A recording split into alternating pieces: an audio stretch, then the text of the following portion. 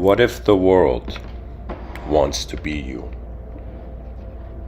And what could the ultimatum of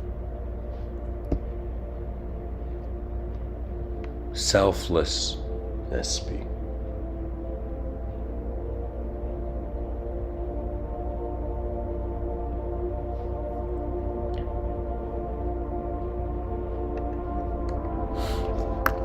The ultimatum of selfless being.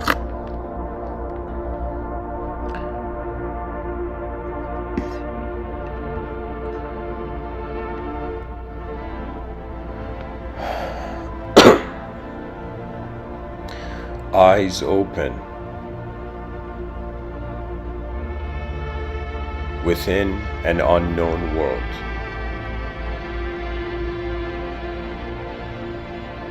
Not only just meaning arises instantly, but existence arose instantly. And regardless of all the different ideological systems that human beings have, all human beings acknowledge that something happened and some great performance was undertaken. You see, I wondered, what is it that is really moving us in this world?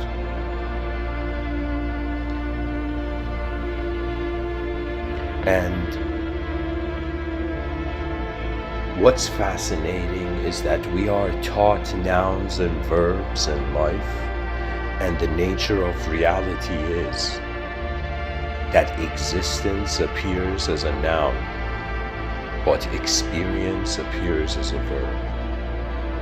And so really my fascination was that what is the point and purpose of being a sense of self in an unknown world where the edges are unknown? You see, it's as if children are in some sense trained, or how would I say it? Children are conditioned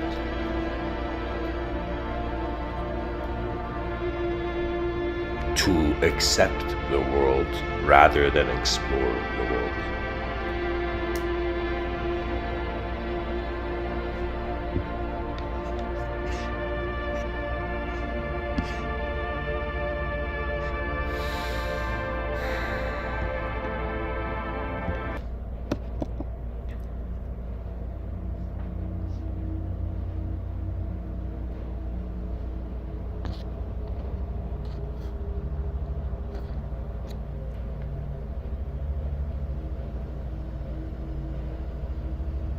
Life is a fascinating moment, and the human mind is pretty much, you can say, what intelligence is the implementation of potential strategy.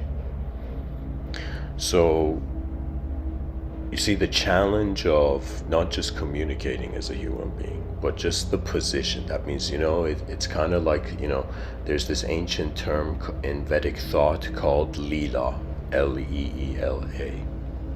And what Leela means is that Leela was that state of consciousness back in the day for these ancient yogis, where they suddenly realized that regardless of what people said, regardless of what they thought, regardless of what sort of truths there were in the world, that life was a play of changing reality. It was ultimately a movement of forces.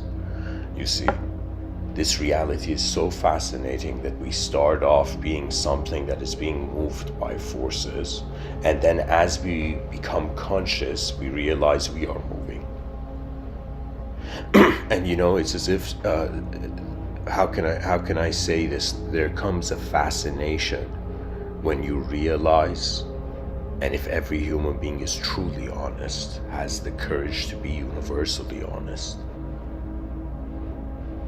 when the species realizes it doesn't know what it is that is looking through its eyes, the human being is kind of like we get to experience the effect of an unknown cause. We are the known effect of an unknown cause. For me, I have my whole life been acknowledging two worlds, and for the longest time I couldn't explain this, and then suddenly it dawned upon me, that the nature of reality is, in some sense, objects and subjects are having a sort of cyclical relationship. You see, it's as if a person wonders what is a self, and we realize a self is in some sense what we find in a world. There's this view that there can be no self without the world, and if there is a self without the world, that's the inconceivable monotheistic God. You see, we look at life, and what do we find? We find a creature that is dependent on its environment. We find a creature that is living through its environment, and when you see lesser species, right, it's as if what's fascinating is that people think the concept of followers is just human. Do you know? But what it is it's a cycle of repetition, and it's as if this world is so bizarre that the reason it changes so everybody gets a fair chance. Change is kind of like a universal justice system. Do you know? Or it's kind of like how in theme parks, the same roller coaster ride, many different people come and ride it. Many different people enter this world, and they begin to realize it's an existential reality, but it's an experiential simulation. The nature of reality being simulated is another way of saying where has attention anchored itself? How it's like, what is consciousness doing, being yourself? And so on. From one view, consciousness is like the infinite potential. But it's like it wasn't enough that the being became conscious, then the being was like, what am I conscious of? What am I conscious as? What is looking through my eyes? Like, something that was such a complex moment, but somehow I simply managed to go through it, was that there came a moment in my life where I was like, am I my name? And this is so bizarre, right? The concept, like somebody wondering like, yo, am I a bunch of letters? Am I just a sound? Do you know, am I just a picture I can show people? Like, do you know what I'm saying? And I realized, like, this is the bizarre thing. The more life is dynamic, the more unknown there is than the known. The more life is static, the more the known is kind of barricading itself from the unknown. You see, I have this feeling that it's as if it's like the body is like a vehicle, an objective vehicle, and the mind is like a subjective vehicle which the body is in. And the nature of one's mind, and let me tell you, to all conscious beings in this universal sector or in all worlds, the purpose of most manifestation is to usually become conscious of itself. And once it's conscious of itself, it begins wondering who is the one looking. It's pretty much like first it thinks it's the observed, then it realizes it's the observer. And let me tell you something fascinating. When you realize what is looking out through your eyes is not an object or a subject, and when you truly feel the unknown for the first time, you will suddenly understand from what perspective I'm giving these Mr.Within talks. Do you know? It's as if, it's like, what do you do in a world that is a simulation? Do you abandon it? Do you break it? Do you become it? What is the nature of creaturehood? And let me tell you something hilarious, right? There was this, I saw this so recently in 2023, it's a very important historic year, right? AI is kind of being given access to public, to the public and whatnot, right? So now we're living in an incredible time. Like you know what it is? It's like, just like people were waiting for hoverboards, it's like some sort of basic AI has entered like the cyberspace. right?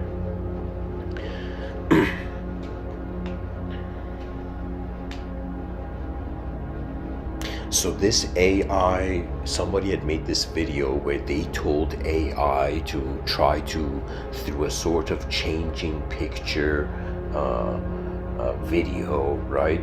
To kind of like imagine through a time lapse of a photograph, right? Like a drawn, like a crayon drawn, like, I don't know how to say it, but pretty much AI begins to fathom the future of human beings in the very far future. Okay, and human beings in the far future become the world. Do you understand? So it's as if right now, just because our body is separate from the earth, we think we're in a world and what's going on and who's in charge of this world and all of that, right? But when we realize, like,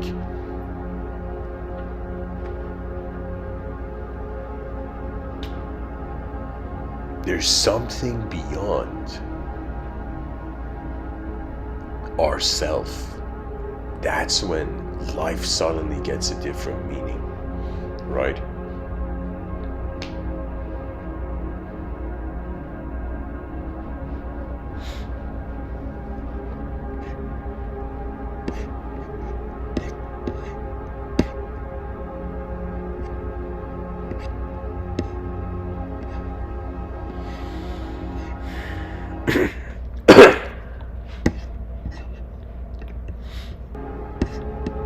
Excuse me.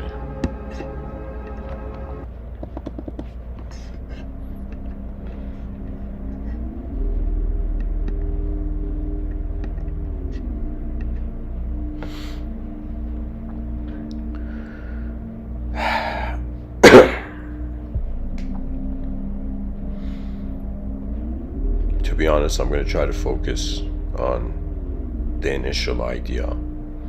Pretty much it's this view that if we stop being ourselves consciously, what is moving, what we are in the moment. And so life is so fascinating that it gives us empirical evidence that human existence can continue regardless of consciousness. Right? And it's as if, like, for me, when I was young, I was just fascinated. Like, I'm like, yo, my dreams are so cool. When I got older, I'm like, what are dreams?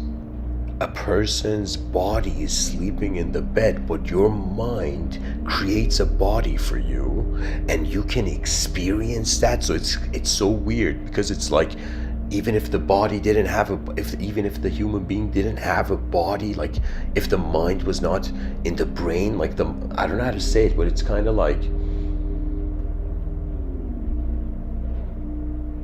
it's a multidimensional intelligence. To be an organism is a multidimensional experience of existence, right?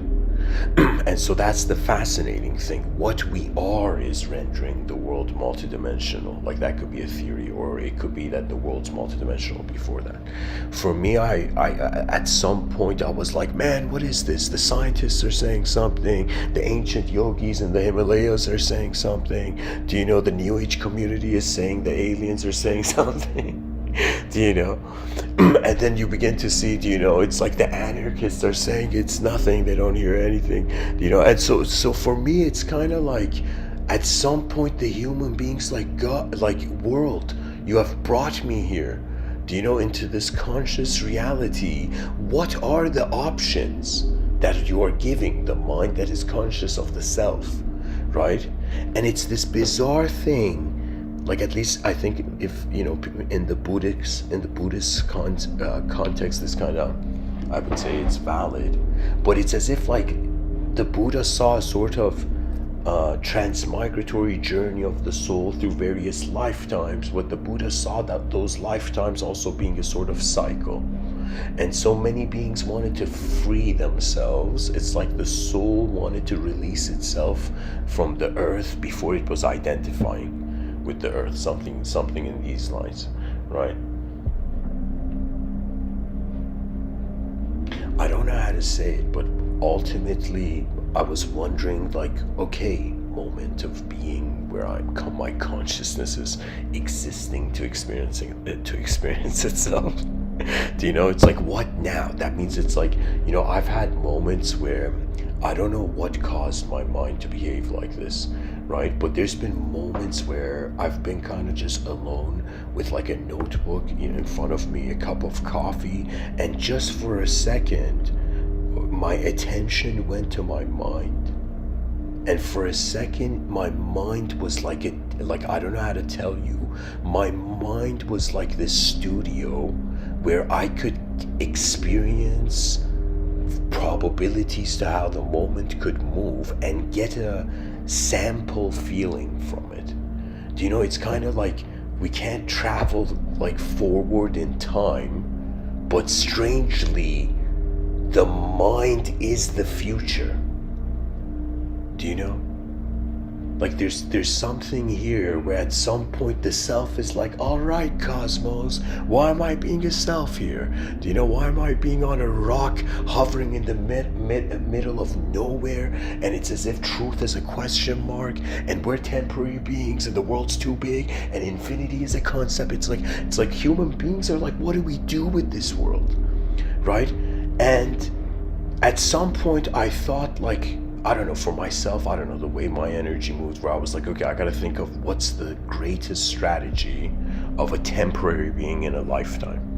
Like, for me, I don't know why, but just like imagine a young kid that wants to be an architect when they, let's say, grow up, right? They go in front of a giant building, right? Imagine beside the Eiffel Tower or Empire State Building, and they have that sense of fascination of some giant presence, something bigger than themselves, and something more fascinating than their self.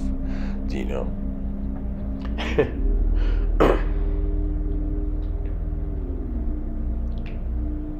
What I'm trying to say, it's the nature of attention, right?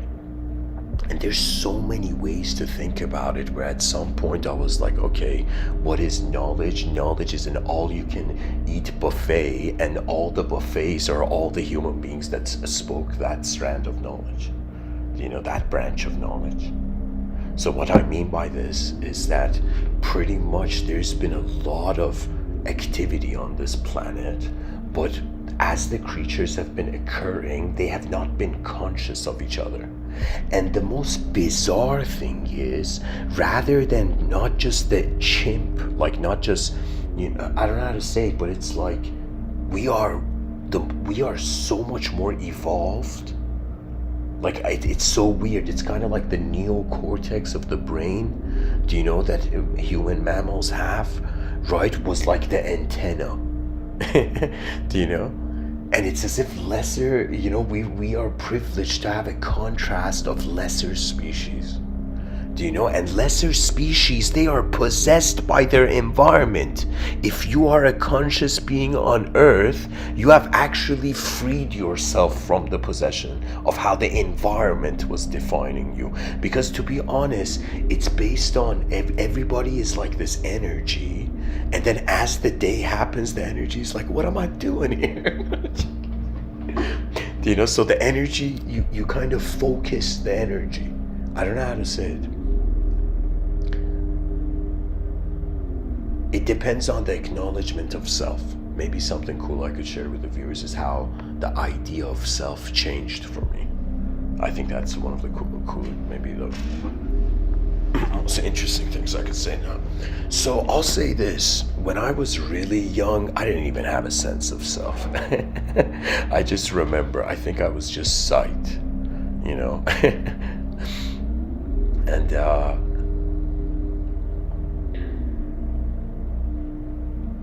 there was no doubt of my own self, because I didn't have such a fixed or a sort of structured sense of self. It's as if, it's kind of like, I think children have the consciousness of explorers, and because they have the consciousness of explorers, they have the freedom to see new dimensions all the time, right? But because we, in some sense, I don't know how to say it, it's as if a sense of self is I don't, it's strange, but it's something that animates in the moment.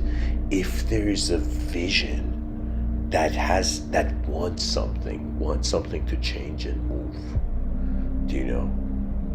So you see what it is like, okay, so many creatures are stuck in their environments, and that's pretty much the animal nature. The biggest thing about animal nature is that it's stuck in the comfort zone of its ecosystem because it wants to survive in the dimension it finds itself. It never wonders if there's other dimensions to go to.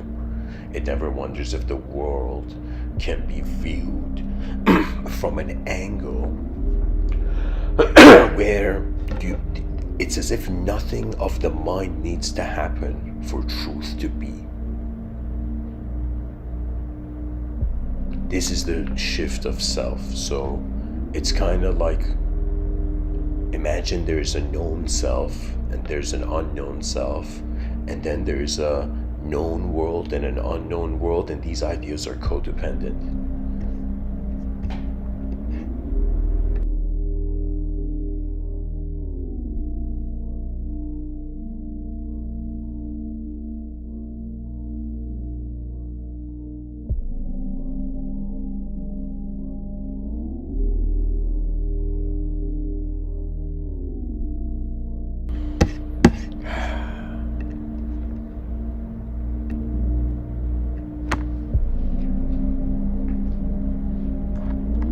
What I'm trying to say is that I was an object, and then I experienced myself as a subject. And then at some point I'm like, how do I know I'm being an object? Then I realize, okay, it's because there's a sense of self, so that was the subject. But then I'm like, how do I know I'm a self right now?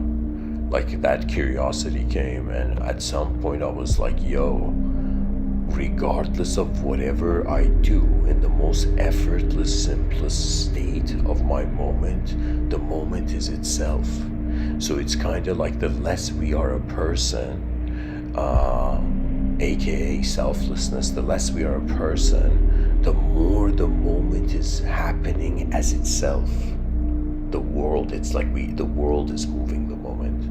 But if we isolate, if we think we're more important than our environment, and this is pretty much what I would say poetically is, some people see it as the curse of the intellect. You know, just in the same way that Thanos kind of like looked at Iron Man and said, you're not the only one cursed with knowledge. Because what it is about knowledge is that the more greater dimensions you see, it shocks you. When something shocks you, you get emotional, and when you get emotional, you react. And when you react, you're instantly trying to change, and then it's inefficient. Right? It's as if this world is strange. If you think you're a known self, you access other known selves. It's another way of saying the ego is an example of the known self.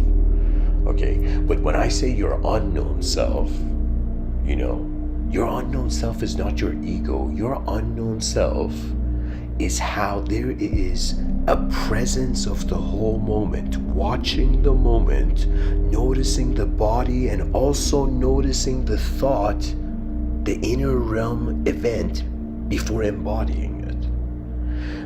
And you know, I developed this method, you know, where I don't know how to tell you, but pretty much I sat down and I was like, okay, I'm gonna just see what is it. Like, if my moment was like an empty room, you know, and my mind was like all the furniture in this empty room. For a moment I was like, all right, let me see what furniture is in my mind's room, right?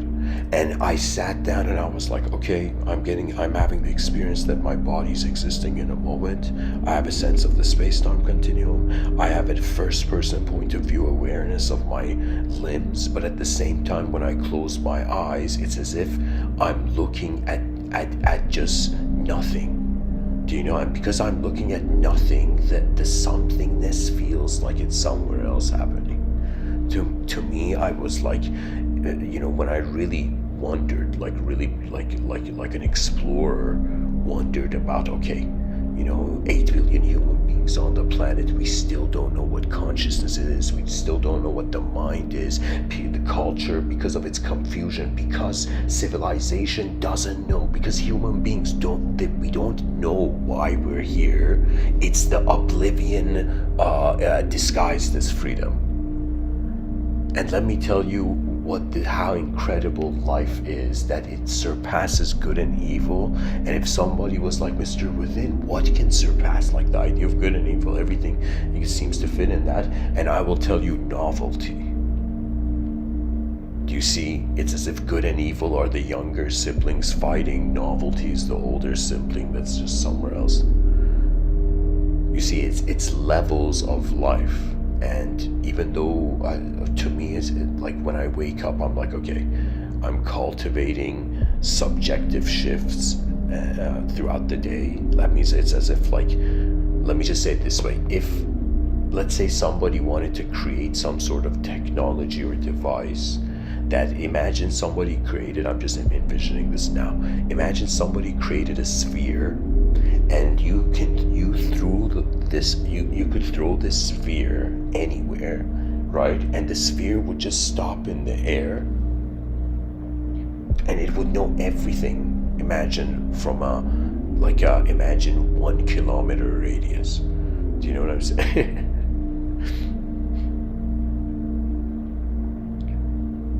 Anyways, maybe I'll go into more sci-fi at that, but pretty much in my attempt to figure out what is this idea of the soul, I realized the idea of the soul is a sort of instantaneous awareness to how the moment is being. This is really it. That means it's like, I'm right now, if somebody was like, Mr. Within, are you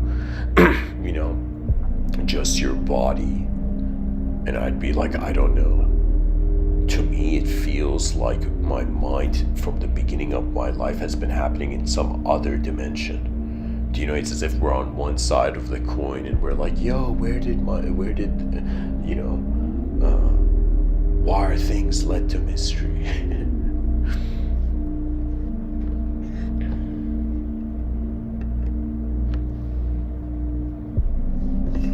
Anyways.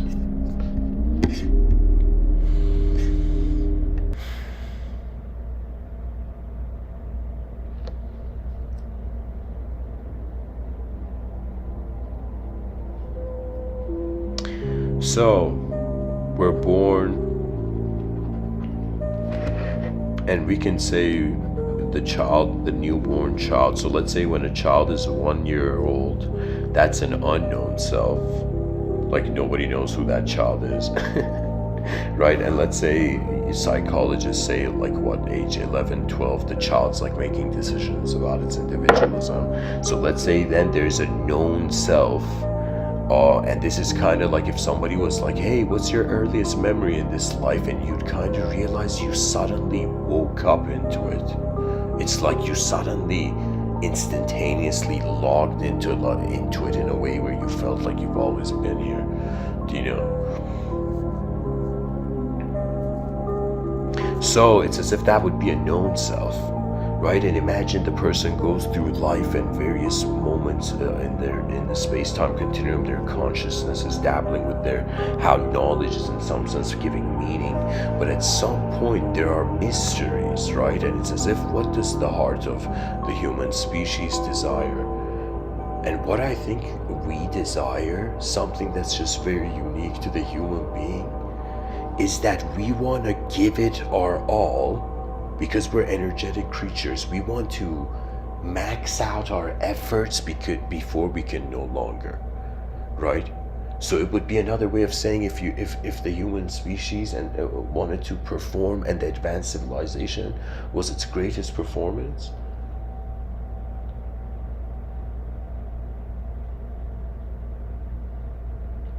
I don't know how to say it.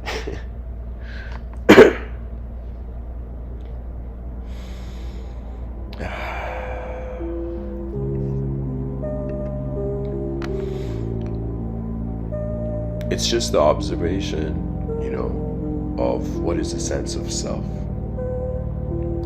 I've had moments where I felt like, what's the difference between like a table, like an object, and my biological body? And I'm like, okay, my biological body has a sort of density of mass, but at the same time it has a sense of temperature, and it has a sort of, let's say, elasticity and mobility, right? But and when I look at a table, like, I don't experience those for the table, but I can see the table in the same way my eyes can.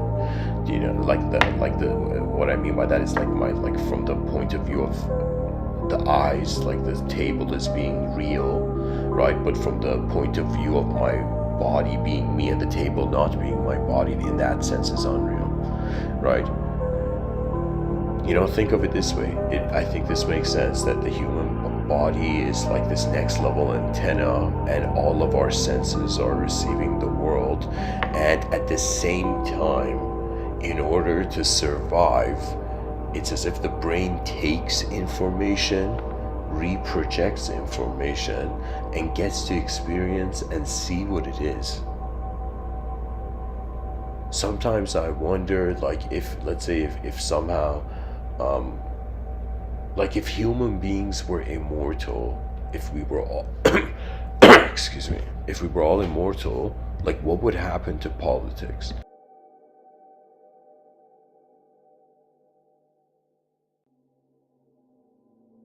What would happen to the concept of community? Like, what would immortal beings do? Imagine one day everybody woke up and everybody was immortal.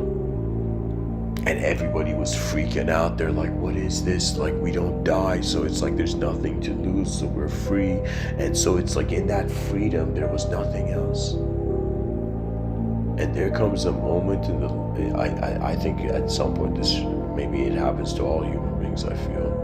But there comes a moment where the attention wonders how far it will envision, it will advance. Right? Like, what is the greatest chess move our species can make? That the future generations will thank us by, continuing our efforts.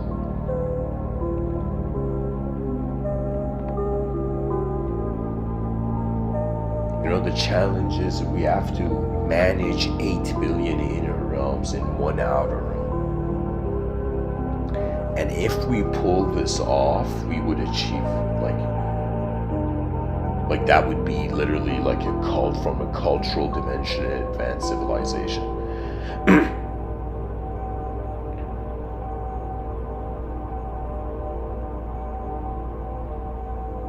It's very strange. This philosopher, Ludwig Wittgenstein, he says the limits of my language are the limits of my world. Or the limit, yeah, I think that's the quote.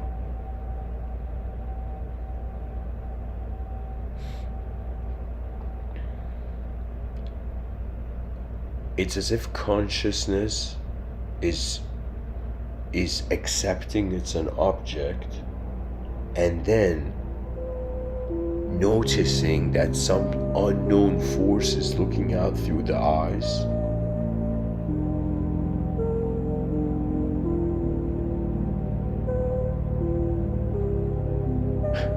And once you realize this unknown force, it's kind of like you begin to see your mind like a body.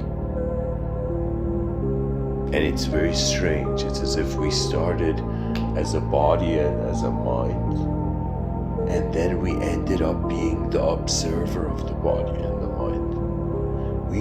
It's like what the soul is the accumulation of how consciousness is an unknown witnessing force. Like right now, if somebody was like, Mr. Within, what is your soul? I'd be like, it's an unknown broadcast. It's like the potential of energy. It's how something is moving at all, and why there should be geometry. It's so bizarre. When we look at our history, we were not human beings. We were freaking savage animals. And now we're giving podcasts.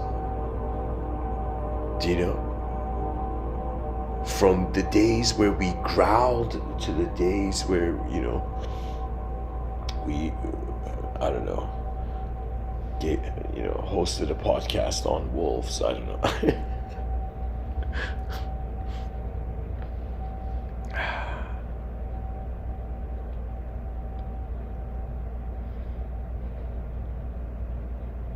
You know what it is? It's like the world is so much bigger than all of the human beliefs combined that it's like our own game.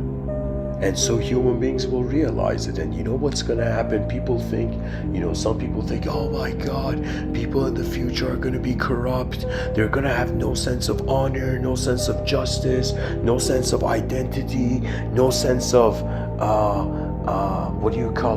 dignity. And it's like full corruption, and it's kind of like, Gotham City. It's like an unnecessary Gotham City vibe, like from the Batman movie and whatever. And I'm saying, what I think is going to happen is that we're going to actually 8 billion human beings on the planet. They're right now in their tribes, national tribes, and they're going to level up from the game of nationalism to the game of human universalism. This is the pure core of Mr. Within's teachings. I'm just some dude pointing at the, edge of the sky.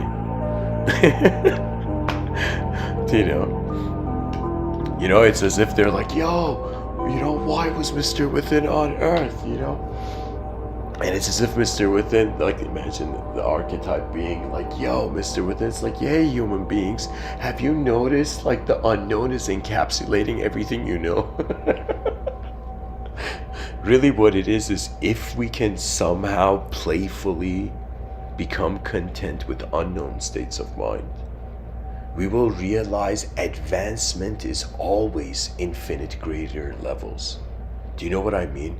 Like, there came a time in my life where I was like, it's like fools think one step ahead or two step ahead.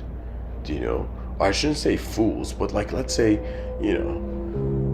some people think one step ahead, some people think two step ahead. And there's some people who are like, okay, I'm alive once. If I'm going to attempt to solve a problem, it's as if the totality of the force of my being is being enlisted towards that effort. And so it's as if the challenge of getting to see who you are, right? The incredible thing about this world is that it took us 4.5 billion years to realize that we're not just animals that should bite each other savagely. That once we stepped out of the jungle into the concrete jungle, we entered the era of civility. And the era of civility was, for a second, somehow the genius of our ancestors could press pause on the savageness of animalism and become more alert and aware to reality. To be honest, we owe everything to consciousness choosing to go beyond.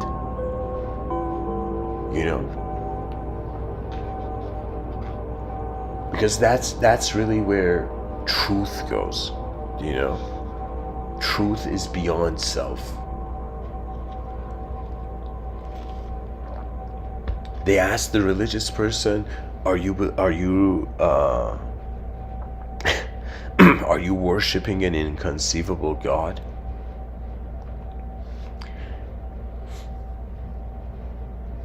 And the religious person said,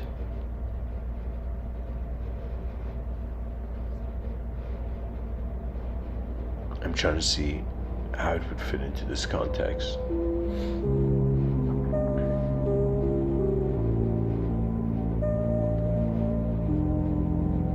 Trust is the ultimate state. If right now we were all the most advanced beings in the universe, we would have no doubt, we would have no fear. Like, maybe life would change and reality would change and manifestation would move and worlds would come and go and eyes would open and close and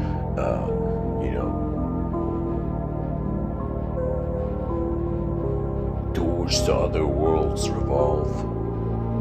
The mystery of this life is to realize that we, our consciousness is the divinity in the room, but it is not a divinity that is equivalent to the power of that mind. That means, I think novelists become really devout, when they, like, religion becomes something else when you write a novel, right? Because once you create a universe, then you wonder about the magnitude of creation, right? And the biggest clue of, they call this the cosmological argument, is that there is design and unique and specific geometry. That means if there is God liked spheres everywhere, in like them hovering in the middle of nowhere, with invisible forces like moving everything.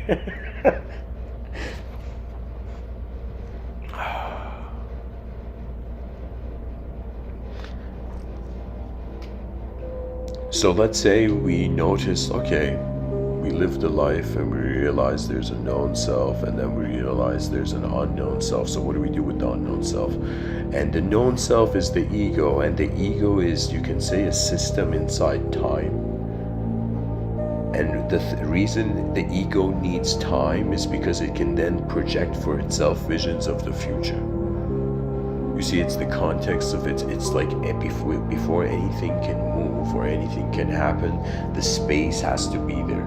Or even before I say these words, in my inner realms, I'm noticing the space, the context, and then the concept arises from it.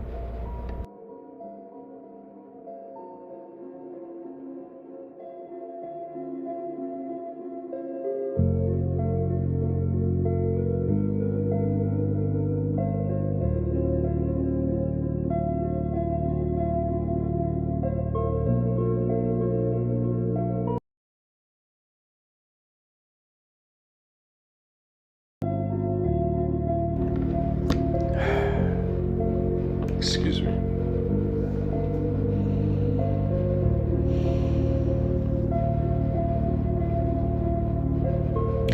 Does the world want to be you? Meaning that you who have studied yourself, you who have been yourself your whole life, it's like what have you cultivated from being a conscious entity? It's kind of like, just like a swordsman, or like back in the day, warriors had swords and shields and they would train. Similarly, every day of us existing on this planet is like we're training how to be a being, right? It's like consciousness is training how to be something,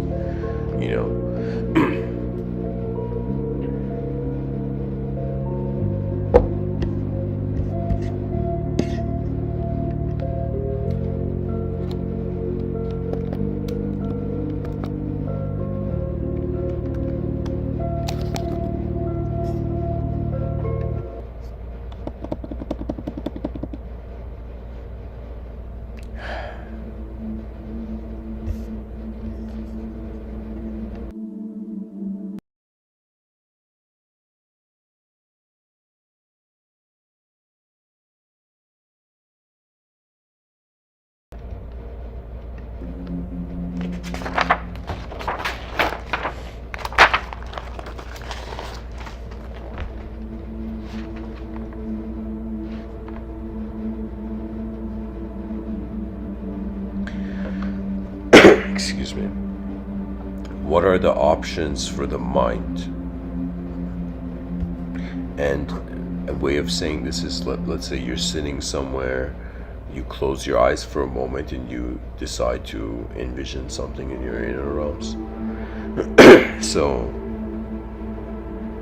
for the mind, right, it's like, what does consciousness do when it accesses a world? It's like, all right, am I going to have a self in this world, or am I just going to watch the world? And if it decides to do both, it experiences an interdimensional reality. So our minds are interdimensional. That means it's kind of like a Venn diagram, and the center of it is the mind, and one side's the body, and the other side, one side's the known reality, and the other side's the unknown. And the unknown is not something to fear, do you know?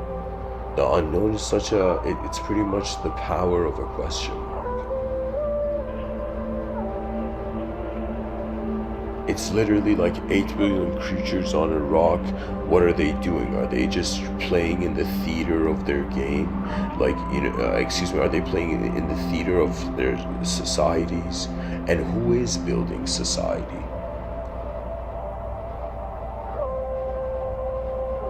What is the responsibility of 8 billion creatures on this planet? When will the greatest minds gather around and wonder about these questions?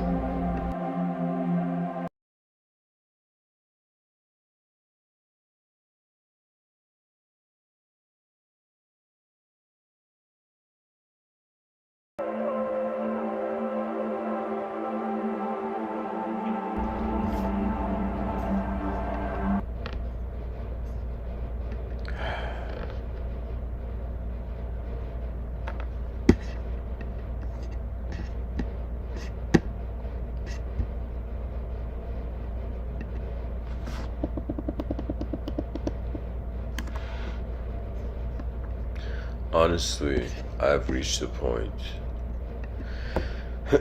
where I understand that it's like there's a dimension to this world that is just objective.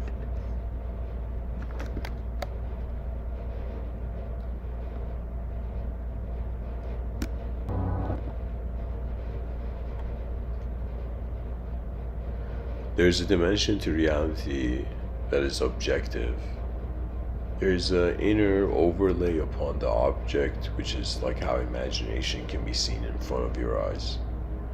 So there's subjective access. There's moments where you can try to use these two dimensions to build other dimensions, which I often do in these talks. But at the same time, there comes a moment where if a person really wants nothing from the world will wonder why, and then the world would want to be it. And you know what it is? It's kind of like, I think one of the most profound questions is in life, I find, is who, or what, or I shouldn't say who, but what are we living for? Or who are we living for?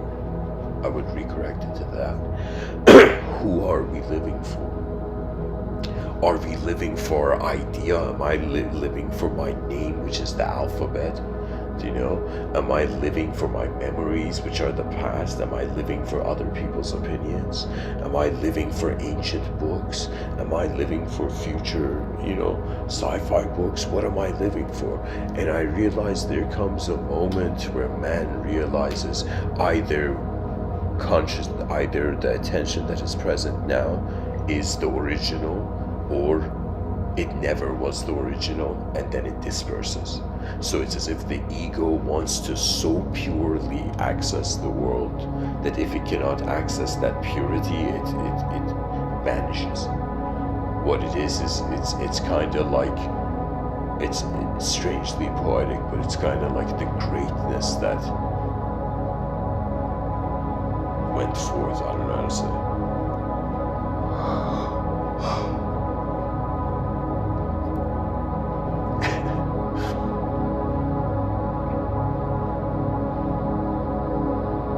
I wonder about what's going to happen to people's minds, and then I thought, like, okay, what's going to surpass entertainment?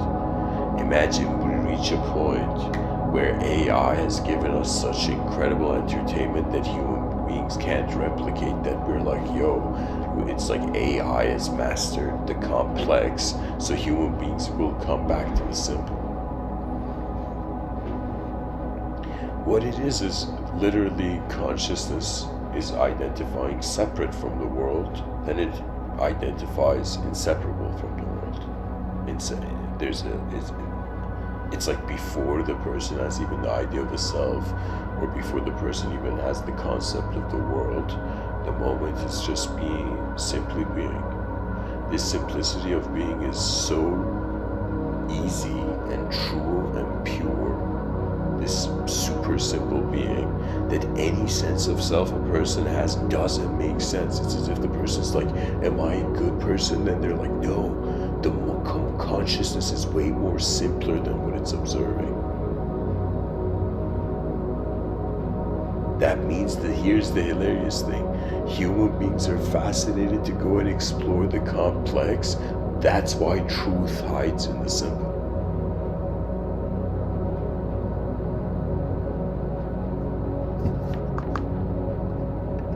That means a simple truth transcends an artificial complexity. And what is truth? It's kind of like these, at least from the Abrahamic tradition, it's like these steered off souls that are trying to find their way back to, where they came from. That means even though we say like we're born and it's like nobody like us has ever existed, but from certain ancient contexts in the 6th century, it was like, they were like, yo, we've come back. It's as if Adam and Eve were in heaven, right? And then man, they fell from heaven. And they fell on earth, but then the question comes, where is heaven? Where is earth made? Where did God make earth?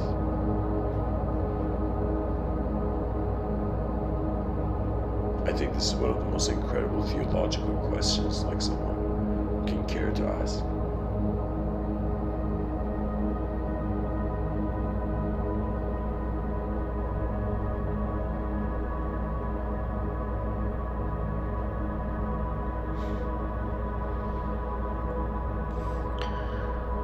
So many different inner realms. To me, it feels like programs, It's kind of strange, but it's like the soul is hidden through its artificial attempts at, I think it's just absence of synchronization. Right now, we're living at a point where the inner realms and outer realms are, like, we don't even acknowledge the inner realms, right? I'm trying to use the word the inner realms until it catches on, and that replaces the idea of imagination.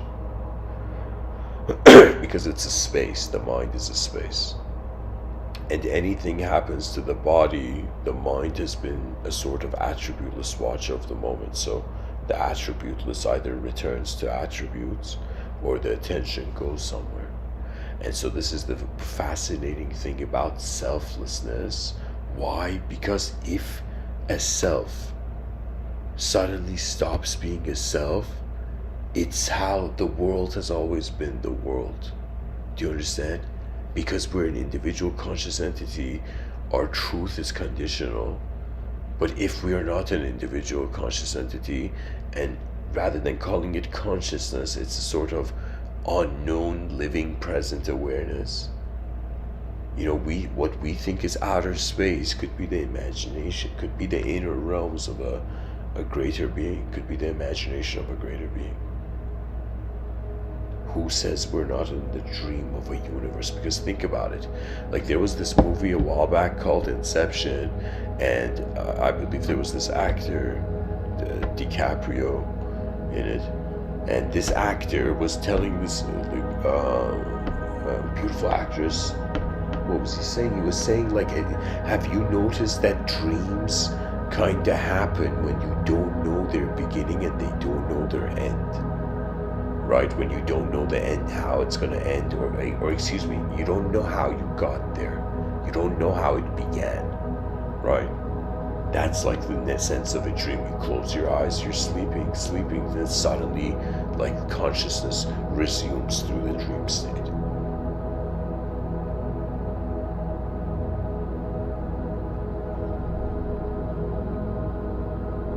Because what it is to be a human being and to live a spiritual life means to utilize all these states, right? That means a healthy life doesn't mean just physical life.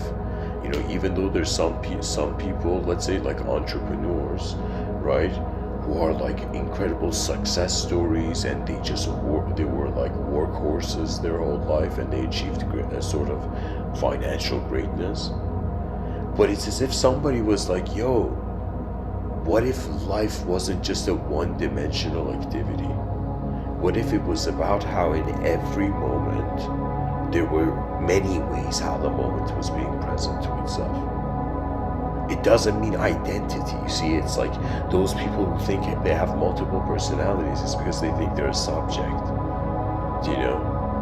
And it's as if somebody went to the Buddha and they're like, yo, do you have a personality? And the Buddha's like, in some sense, just like you look at an object and the nature of it is empty. When you realize that which is looking through your eyes is the awareness of emptiness, it's as if the Buddha had realized there was a way the moment was being true before the temporary desires gave the mind a reason for projection. I don't know how to say it. It's like we're so many. I don't know.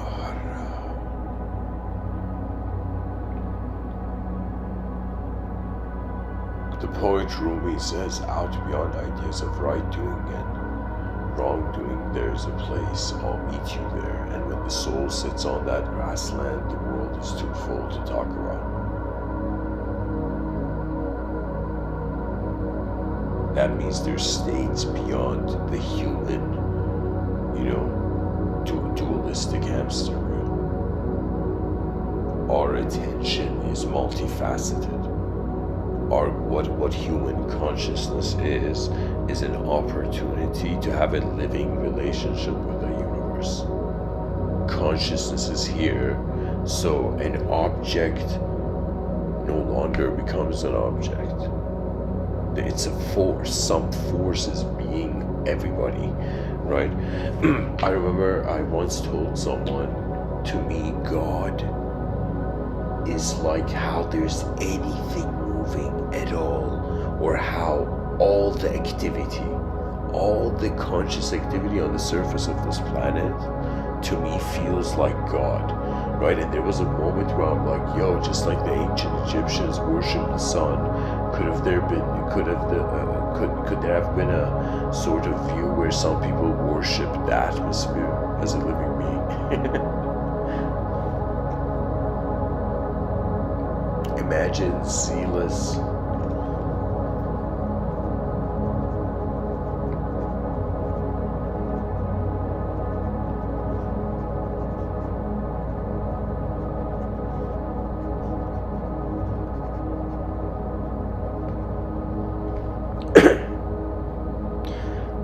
excuse me.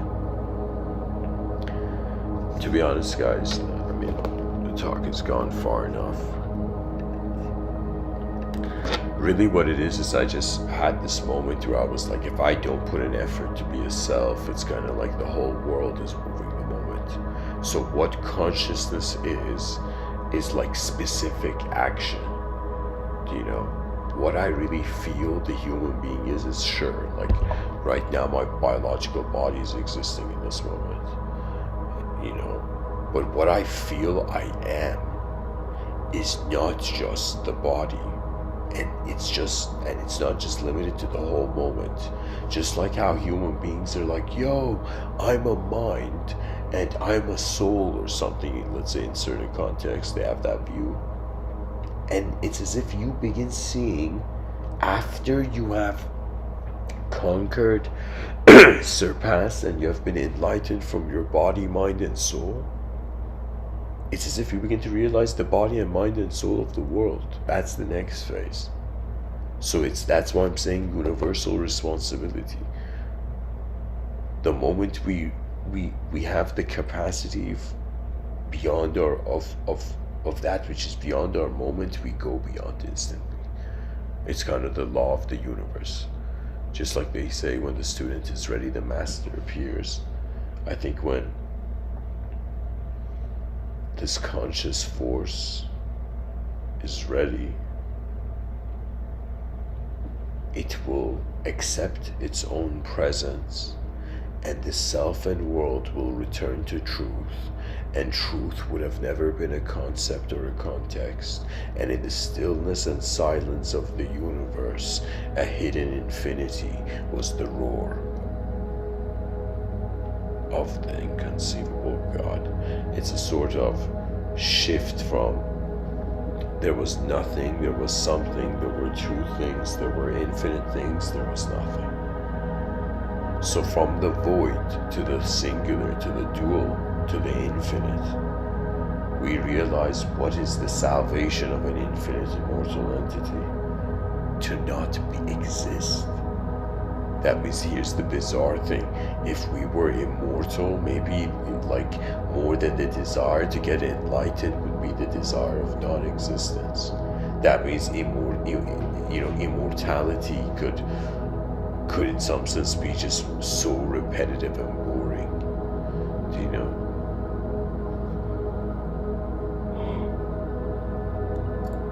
But who knows, Who knows how attention moves? All I know is, like, there's a reason we have language. The species has acquired language, and at the same time we have these, incredible information networks. And what it is weird. It's like the species is starting to learn together, and regardless of what corruption, the genius of kindness will save be one of the backup guardian angels of humanity.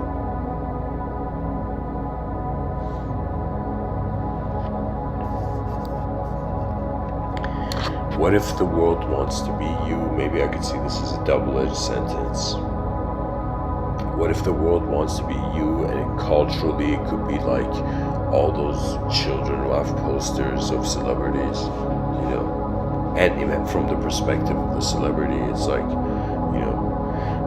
or football players or soccer players, it's as if, there's kids who want to be.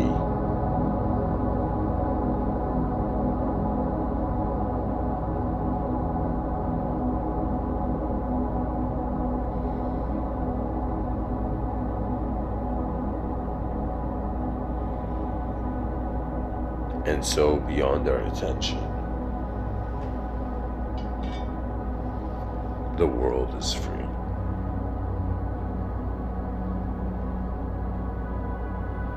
Beyond the limits of our attention. Because how much can, communicate, how far can communication go?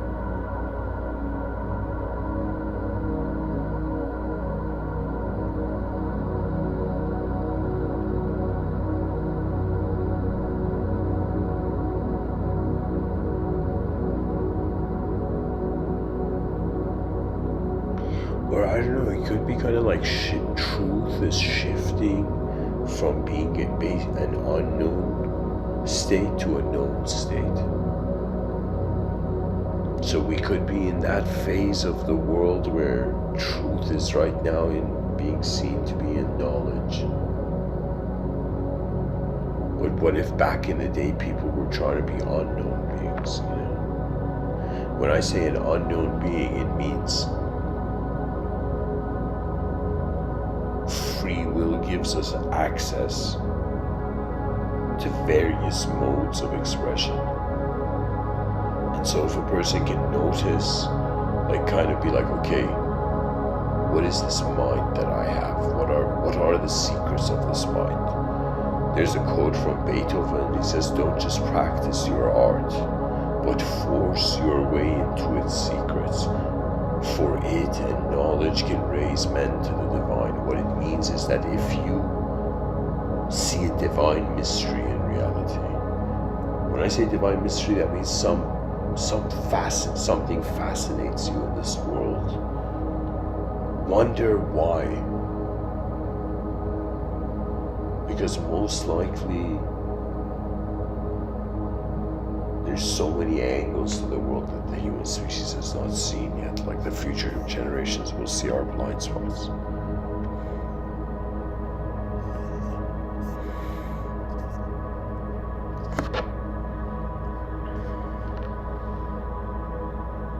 For me, I've realized benevolence is important. That's like one of the ultimate archetypes, you know. Why? Because benevolence is the most powerful state. Even in religious traditions, like they say God is like, for example, merciful, right? Or truth is like honest, something in this view. To me, I would say my biological body is known.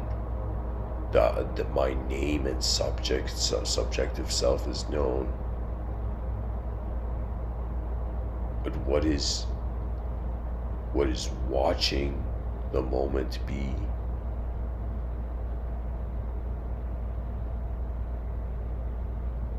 It's like freedom was so free that it decided to be everything, and then everything wondered what else it could be, and then it was either a reset or, I don't know, some sort of blessed novelty.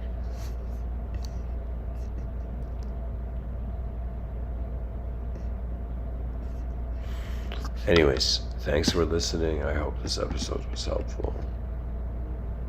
And I'm not telling people to be selfless, I'm just telling people that when you are selfless, not only like it's kind of like, just like you close the applications on your phone, a selfless person doesn't harbor like suffering throughout the day. It's not like you don't have suffering, but the suffering doesn't stick to you, you know.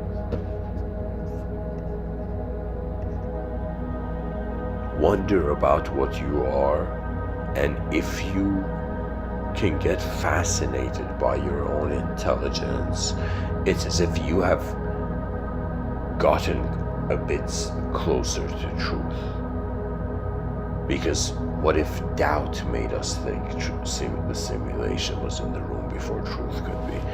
I mean, literally the concept of simulation can't exist without truth, because what is it a simulation of? So truth has to be before simulation can happen. So that means truth is present before our doubts kind of, whatever. Anyways, thanks for listening. Rise, mankind, rise. Namaste.